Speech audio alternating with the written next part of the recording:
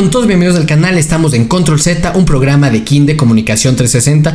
Hoy tenemos un tema que está revolucionando el mundo: la forma en que trabajamos, aprendemos y nos comunicamos, la inteligencia artificial. Hoy exploraremos junto a Iván Camacho, que es un entusiasta de la tecnología, cuáles son los avances, los desafíos, el impacto en la sociedad, los dilemas éticos que rodean a la inteligencia artificial. Además, debatiremos sobre el futuro de esta tecnología, tanto en la política, en la economía, incluso en la creatividad humana. Comencemos.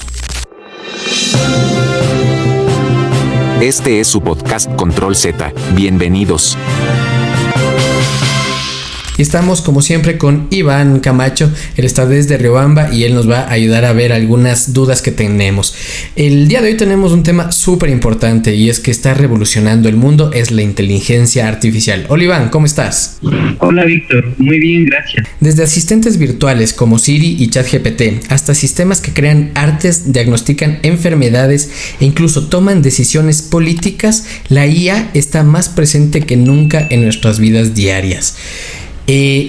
Yo al principio decía, bueno, que nos ayude a conseguir algo de información, pero mira, hay ahora predicciones de enfermedades, respuestas que te deben dar políticos. ¿Por dónde vamos? ¿Cuál es el camino hacia donde vamos con la inteligencia artificial, Iván?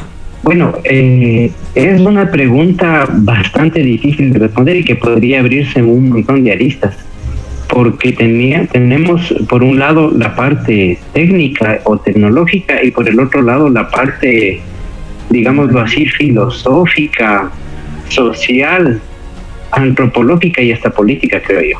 Ahora todo el mundo habla de inteligencia artificial, desde los niños, desde nuestros hijos hasta las personas adultas.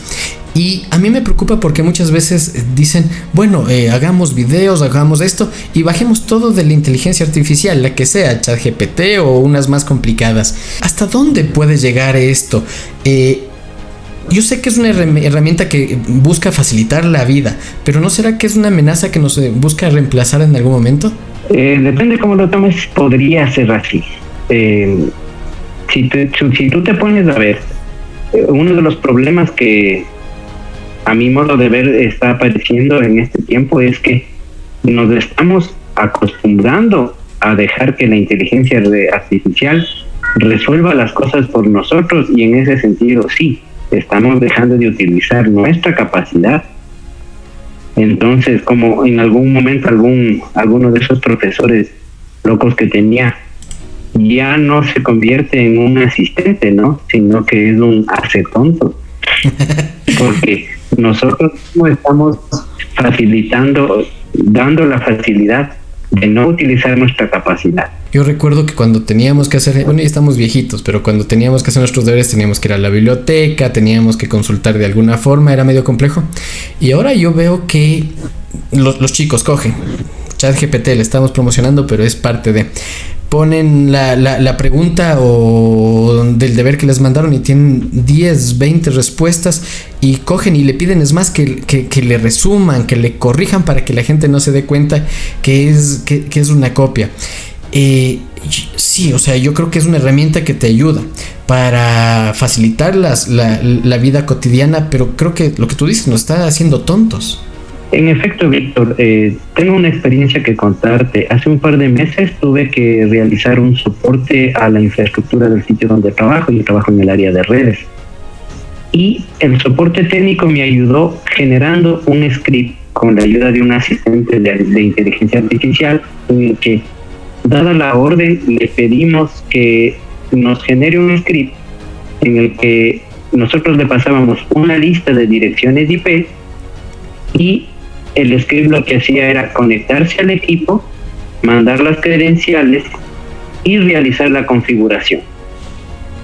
En ese sentido es muy útil porque sin que tú sepas programar, te hace una tarea y la automatiza. Pero hasta ahí. Lo que yo no estoy de acuerdo es el que pidamos a la inteligencia artificial que haga la tarea que nosotros debemos desarrollar con nuestro conocimiento o con nuestro razonamiento, es decir, que razone por nosotros. ¿La inteligencia artificial será que está reemplazando empleos o más bien creando nuevas oportunidades? ¿Tú qué crees? Las dos cosas. Reemplaza empleos tanto en cuanto lo que hace es automatizar tareas. Una vez que tú analizas o descubres el algoritmo para hacer una tarea y lo puedes programar con la inteligencia artificial, ahora ya tenemos las interfaces del software con el hardware. Entonces, en lo que son fábricas y procesos de automatización industrial, por ejemplo, sí, puede reemplazar el trabajo operativo, pero la oportunidad que se abre es la del ingeniero de prompt. El ingeniero de prompt es la persona que genera o le da la orden a la gente de inteligencia artificial para que resuelva la tarea. No sé si es que en el capítulo anterior hablábamos de lo que era el algoritmo. Una vez que tú defines el algoritmo de un proceso, el algoritmo es el conjunto de pasos que sigues para resolver un problema. Una vez que tú defines al detalle el algoritmo, puedes automatizarlo. Entonces, reemplazar trabajo operativo, que a veces es el que más número de personas ocupa, sí, en ese sentido nos perjudica. Pero desde el punto de vista del empresario, le beneficia. La oportunidad que se abre es la de este tipo de personas que van a operar los agentes de inteligencia artificial. Verás, yo tengo un artículo del diario El País que dice: la inteligencia artificial afectará a 60 millones de empleos en Estados Unidos y México en un año. Un índice del BID muestra el impacto que la inteligencia artificial tendrá en el mercado laboral. Mujeres y trabajadores de baja cualificación son más susceptibles a ser suplantados. Aquí dice que en un año más o menos el 28% de los trabajadores van a ser cambiados por inteligencia artificial. En 5 años, 39,2% de los trabajadores, y en 10 años, el 46,1% de los trabajadores. Es una cifra súper grande. O sea, en 10 años, según esto, solo el 60% de las personas van a trabajar y lo demás va a ser directamente la inteligencia artificial. Sí es un riesgo en este sentido. Debemos abrir la oportunidad para que la inteligencia artificial entre o qué está pasando. Ese es un arma de doble filo para mí. Cuando entré a la universidad tenía un profesor que nos enseñó lo que era fundamentos de informática, y en esa materia lo que te daban era precisamente la definición de un algoritmo, ¿no? Y él, recuerdo, eso me quedó grabado en la cabeza. Él nos decía: la computadora es increíblemente rápida, pero increíblemente tonta. Porque recuerda que todavía estamos en el estado en el que nosotros le indicamos qué hacer a la computadora. Eso de la inteligencia artificial, de que pueda llegar a tomar decisiones por sí misma, todavía está un poquito en el terreno de la ciencia ficción, que a veces lo que nos venden es la idea. Ahí entran un poco de teorías de la conspiración y todo eso. Si nos referimos a eso, y perdón que te corte, Iván, hay un autor que creo que también te gusta mucho, Asimov. Él inclusive tenía las 3 leyes de la robótica. Un robot no hará daño a un ser humano, ni por inacción permitirá que un ser humano sufra daño. La segunda ley: un robot debe cumplir las órdenes dadas por los seres humanos, a excepción de aquellas que entren en conflicto con la primera ley. Y la tercera ley: un robot debe proteger su propia existencia en la medida en que esta protección no entre en conflicto con la primera o la segunda ley. Y esto creo que fue en 1942 que se escribió por primera vez las leyes, o el libro, no estoy seguro. Ya desde allá se veía esto. Desde allá, claro, o sea, lo que tú dices es cierto, es un tema de ciencia ficción, pero creo que ya estamos entrando en a un proceso de la realidad en donde la inteligencia artificial ya forma parte de este proceso. En este punto, o esta pregunta, yo te haría la repregunta o lanzaría la pregunta al público. ¿Por qué un robot tendría que defenderse? Porque posiblemente ya existió algún proceso en el que dice que se puede hacer daño, no sé, ¿no? Ahí es donde te digo yo que entra un poco la parte filosófica, la parte moral, ¿sí? No solo la parte tecnológica. Y es la parte en cómo las empresas que están avanzando en esta tecnología de la inteligencia artificial, la están definiendo, ¿sí? Desgraciadamente el ser humano tiene esa naturaleza un poco depredadora, y puede ser que cuando se escribieron las novelas de Asimov, por la trama de la novela, introdujeron esa ley, ¿sí? Para darle emoción, pero en la vida real yo no tendría por qué programar un robot para evitar que se haga daño, ¿sí? Porque en definición yo no le voy a hacer daño a un robot, si el robot lo que va a hacer es una tarea para ayudarme a mí. Estamos lejanos a que el robot tome conciencia. Esa es la parte que lo diferencia del ser humano, que tome conciencia, y en base a la conciencia y a la experiencia que acumule, llegue a tomar una decisión. Esa parte todavía la veo un poco lejana. Todavía no existe una inteligencia que se pueda llamar inteligencia artificial que se vaya ese mismo rato revalorando, considerando los nuevos aspectos y que decida ciertas cosas. ¿No existe todavía eso? Que yo conozca, al menos no. De lo que leo las noticias, porque tampoco es mi campo de especialización, todavía no existe. Lo que hacen ahora los agentes de inteligencia artificial se basan es más en la estadística, ¿sí? Las redes la inteligencia artificial más o menos está compuesto por bloques básicos, digámoslo así.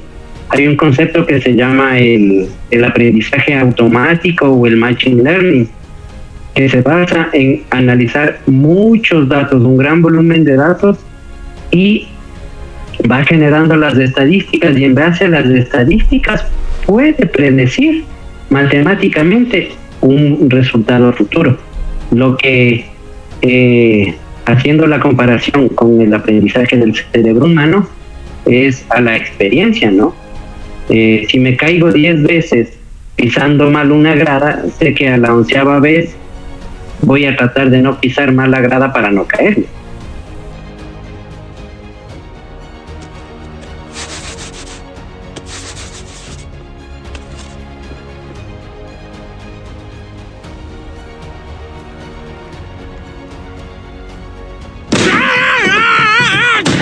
Ese es el aprendizaje automático. Las redes neuronales, en cambio, lo que hacen es simular el funcionamiento de la neurona humana. La neurona humana, para hacer fácil la comprensión del concepto, es algo así como un circuito. Tiene varias entradas, ¿sí? Y una o varias salidas. De acuerdo a los estímulos o a los datos que recibe en su entrada, realiza un determinado proceso, y la salida será en el caso del cerebro humano, será que se descargue una hormona, que se active un músculo, cosas así. Pero en el caso de una máquina puede ser un impulso eléctrico, encender un foco o un LED, o activar un motor y cosas de esas. Pero ¿qué es lo que hace esto? Es poner en funcionamiento muchas neuronas artificiales, las cuales realizan un proceso repetitivo, y así es como se logra un poco también el aprendizaje automático. Todo esto en conjunto ahora es lo que lleva a la inteligencia artificial. Eso sería en la entrada y procesamiento de datos. Lo que nosotros estamos viendo ahora es que en los últimos años lo que ha habido el avance es de las interfaces de salida, ¿sí? Antes todo era con ingreso de datos, por decirte, en bases de datos, ¿sí? Ahora, con el avance de la tecnología y de la misma machine learning, se ha logrado hacer la interfaz de entrada, por ejemplo, el reconocimiento de voz, ¿sí? Los famosos Siri, Google, Alexa, etcétera, etcétera, los asistentes de estos de voz, lo que hacen es, se ha logrado automatizar el reconocimiento de los distintos tonos o frecuencias que tiene, de descubrir el patrón de la voz humana para generar una palabra y eso traducirlo al lenguaje de máquina. Entonces, con esa data, la analizas, lo conviertes en datos y la salida que es igual la generación de una voz sintetizada o la acción de máquinas o procesos industriales, digámoslo así. Pero ese ha sido el gran avance que hay. Bueno, y que lo novedoso es que ahora tú estás conversando con una máquina, sí, pero lo que la máquina lo que te devuelve es simplemente la respuesta en un lenguaje más natural para nosotros, que nos ahorra un montón de tiempo. Tú dices, a ver, nosotros generamos una entrada. En este caso, pongamos de ejemplo un Alexa o un Siri. Nosotros hacemos la pregunta. Entra la pregunta, el sistema analiza en base a las estadísticas qué respuesta es la mejor, la más probable, la que más se acerca a la realidad de lo que requerimos, y de ahí viene el proceso de respuesta, es decir, el mismo sistema analizó cuál es la mejor respuesta y nos da la información. Ese es el proceso que generaría entonces la inteligencia artificial en ese sentido, ¿no es cierto? Claro, lo que hace es convertir tu pregunta y tu voz en datos y estadísticamente el patrón de tu voz calzará con un modelo de pregunta que tendrá almacenada la inteligencia artificial en una base de datos. Y a ese modelo de pregunta o a ese patrón ya le corresponde una respuesta. Entonces, en ese sentido, no hay un razonamiento de la máquina, sino un proceso que me dice, estadísticamente a este patrón de entrada le corresponde este patrón de salida. Yeah. Por eso la Alexa te responderá lo mismo si le preguntas aquí o le preguntas en Guayaquil. Sería el mismo discurso. Ahora, una pregunta, ¿cómo cargan esa información? Porque obviamente antes de eso existió un ser humano, entiendo yo, que carga las ciertas, no específicamente preguntas, pero sí como que consecuencias o temas o contextos que puede manejarse o que se puede hacer preguntas. ¿Cómo funciona esa carga? ¿Cómo se ha hecho para que sea tan grande? ¿O de dónde busca la información ciertas máquinas como estos o cierta inteligencia artificial? Bueno, antiguamente vía ordenador, teclado, sí, cargando datos en hojas de Excel y lo que son bases de datos. Pero igual, con el avance de la tecnología y especialmente desde el aparecimiento del teléfono celular, donde tenemos la entrada de datos más grande de la historia. Cada teléfono celular tiene una cámara, tiene un micrófono y tiene un teclado. Y tiene un montón de trabajadores gratuitos para las empresas que nos controlan, que somos nosotros. Entonces nosotros enviamos data todo el tiempo. Lo que han hecho las empresas es automatizar o lograr procesar el audio, el video y lo más fácil que es el texto, y utilizando el Machine Learning han ido acelerando el proceso. Pero como te digo, para mí todavía es un proceso que lo definió un ser humano. Sí, el hecho de que una máquina pueda recomendarte o crear un nuevo proceso todavía está en desarrollo. Qué miedo. ¿O es y ahí entraría, claro, no, ahí es donde entraría el hecho de que el programador, porque todavía va a haber un programador, si la máquina no le enseñas lo que es del mal, no tendría por qué tomar una decisión mala. Tú dices todavía no, lo cual no sé hacia dónde se avisora. ¿Tú crees que en unos años se llegue a que las máquinas puedan razonar por sí solas? Y claro, y también lo que tú dices me deja la duda.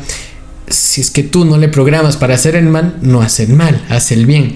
¿Somos una sociedad en la que crees que solo vamos a programar cosas para el bien, que no afecte a los demás? Bueno, sí, son dos preguntas súper interesantes. Decía que todavía no, porque no puede uno cerrarse a una posibilidad. O sea, en lenguaje natural, lo que tendrían que programarle a la máquina es el proceso de aprender, que todavía nosotros no sabemos cómo hacerlo, porque eso lo hace el cerebro con el software que viene cargado, digámoslo así, es el instinto, ¿cierto? Entonces, lo que deberían programar en las máquinas es el proceso de almacenar experiencia, que creo que es lo que ya se está logrando. Con las grandes cantidades de datos están creando el banco de lo que sería la experiencia. Pero la parte del razonamiento es que de acuerdo al análisis estadístico de lo que nosotros llamamos de experiencia, tome la decisión de hacer tal o cual cosa, que de un humano a otro también difiere, y eso todavía es aún más difícil. La otra pregunta, ¿cuál era? Perdón. De que si alguien piensa en programar el mal. Sí. Como decía, de todo hay en la viña del Señor, y el ser humano es capaz de hacer muchas cosas. Por definición, y en el hecho de que somos éticos, no deberías programar una acción que se considere mala o dañina para una máquina. En ese sentido, como decía, por definición no debería pasar eso.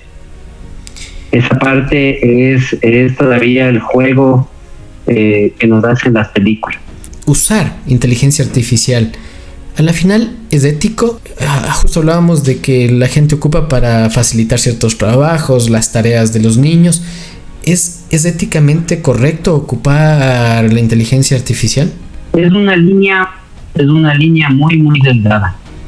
El tema ético me trae a la cabeza tu pregunta, algo que leí esta semana y que tiene mucho que ver con la ética. Recuerda que la inteligencia artificial toma datos de donde puede ahora. Y el tema que tocaban era que no se están respetando los derechos de autor. Entonces, y la ley y las entidades que deberían hacer respetar los derechos de autor, al momento todavía puede ser el pretexto de que no existan regulaciones, pero no están haciendo nada. Porque ahora la inteligencia artificial, tú le alimentas con libros, tú le alimentas con texto, pero ese texto tiene derechos de autor. Claro. Y las respuestas que te está dando la inteligencia artificial siguen basadas en la obra de alguien más. A ver, yo creo que un tema importante es que no hay que satanizar la inteligencia artificial. Muchos, creo que al paso de los años, cuando viene una nueva tecnología, alguna cosa, vamos satanizando por lo que dice los medios, por ciertos libros, hasta la ciencia ficción en este caso. Creo que no hay que satanizar y llegar a lo que habíamos conversado antes. Pueden ser aplicaciones, pueden ser herramientas que nos ayuden en un proceso de mejora o desarrollo de alguna actividad. En donde veo la utilidad es en hacer trabajo operativo y repetitivo. Entonces, ahí sí te sirve porque evita el tiempo que le llevaría al ser humano analizar repetitivamente grandes cantidades de datos, y ayuda en procesos mecánicos, puede ser, o industriales, en los que el ser humano perdiera su vida. Por ejemplo, pueden ser en procesos industriales donde hay sustancias peligrosas, centrales nucleares y cosas de esas, ¿no? En ese sentido, para mecanizar, para automatizar este tipo de procesos mecanizados, es donde yo vería el uso benéfico de la inteligencia artificial. Donde no se ve ahora mucho el uso benéfico es en la parte de que nos está evitando pensar. Víctor, no sé si tuviste una noticia que me topé yo en esta semana y que me parece de chiste, pero hay que hacer el análisis, porque ahí entra la teoría de la conspiración, de lo que las películas nos venden.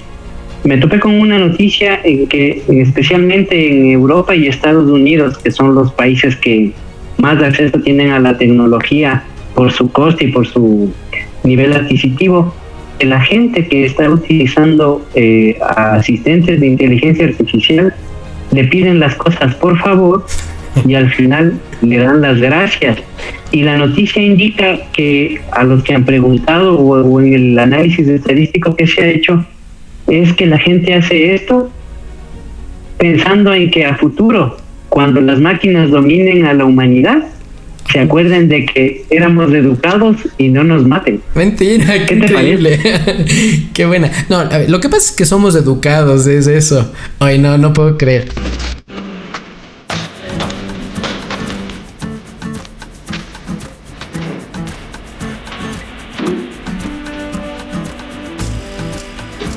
Creo que para finalizar, hay mucha gente, muchos jóvenes que ahora buscan el tema de la inteligencia artificial. No sé, ¿cuál consejo les darías tú para que comiencen, para que puedan ir por este camino? Bueno, el primer consejo que yo les daría es que no la utilicen para su aprendizaje. Recuerden que en el mundo de la tecnología, todo lo que nosotros vemos como resultado requiere de un proceso laborioso de cálculo. Eso todavía lo hacen las máquinas. Lo que sí, las máquinas lo hacen mucho más rápido, pero siempre es un ser humano el que elaboró el proceso modelo, digámoslo así. Entonces, para trabajar en el ámbito de la inteligencia artificial, lo que se necesita es mucha estadística, mucha matemática y sobre todo desarrollar la inteligencia en lo que es el ámbito de los algoritmos, es cómo resolver un problema. La gente de inteligencia artificial simplemente va a resolver lo que tú le pidas de acuerdo a la capacidad que tiene. Entonces, si tú le pides a hacer las cosas correctamente, las resuelve, si no te va a dar un producto igual de malo. Hablando de eso, y aquí entra otra vez la parte ética, de que todo tienes un gran poder, pero si le das el mal uso, ahí no es la inteligencia artificial la que se revela contra la humanidad, sino la misma humanidad. Sí ha habido noticias de que mucha gente ha estado utilizando los agentes de inteligencia artificial y le han pedido que programe malware. Entonces, si analizamos bien la noticia, no es que las máquinas se van a revelar, simplemente es alguien que las usó para un fin perverso. Así es. Lo que tú dices es cierto. La inteligencia artificial por sí sola, la herramienta, la computadora por sí sola, no hace el mal, sino que quienes están atrás son las que están haciendo malas cosas. Bueno, muchas gracias, Iván, realmente muy interesante este programa. Espero que en otro momento podamos tomar más, ver otras aplicaciones que puedan conocer la gente, porque es un tema que está creciendo, que está en auge y es súper importante. Muchas gracias por todo esto, Iván, y nos veríamos en una próxima.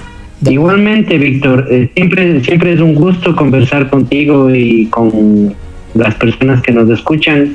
Esperar que se les despierten más dudas, porque esa es la idea, generar curiosidad.